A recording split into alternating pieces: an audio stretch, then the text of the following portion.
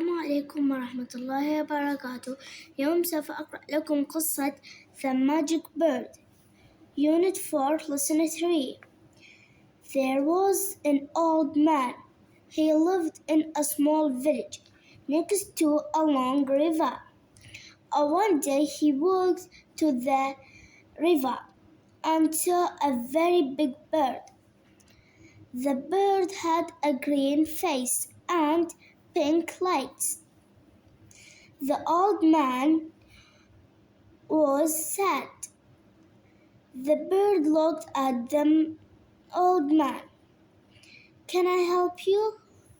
The old man looked at the bird. "I want to be young again." There was a yellow light. The old man wasn't there. "I'll give you your wish." "Oh no, the old man is younger than he wanted to be."